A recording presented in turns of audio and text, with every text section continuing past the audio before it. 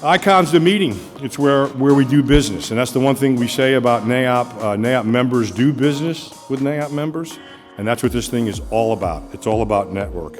But I will tell you, dollar for dollar, you could not make a better investment in your career or your company about joining this organization. It's a who's who.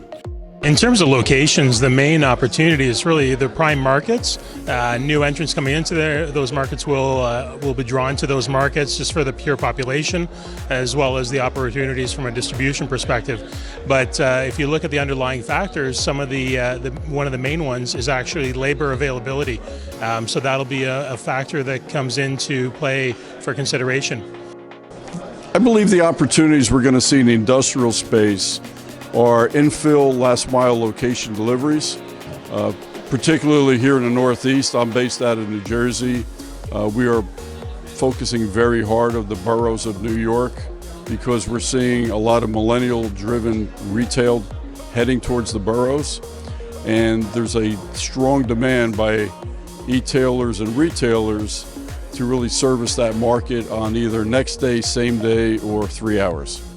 I think buildings that are going to be between 1 and 300,000 square feet are always going to find themselves located within 30 miles of those major population centers. And some of our secondary cities are finally playing catch up and becoming more relevant in that space. But beyond that, the changes in tenant design have become so vast in the last couple years that vertically integrated development teams are able to respond quickly to those changing tenant demands, and I think are going to find themselves well positioned to capitalize on opportunities for tenants that need to move quickly in the next couple years.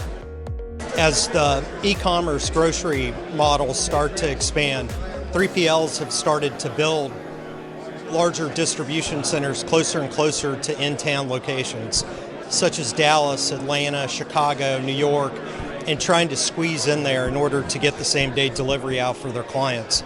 I think the redevelopment of some of the older properties inside these areas, and then also the development of the newer property, are going to be the main things on the frontier for the cold storage industry in the next year and a half.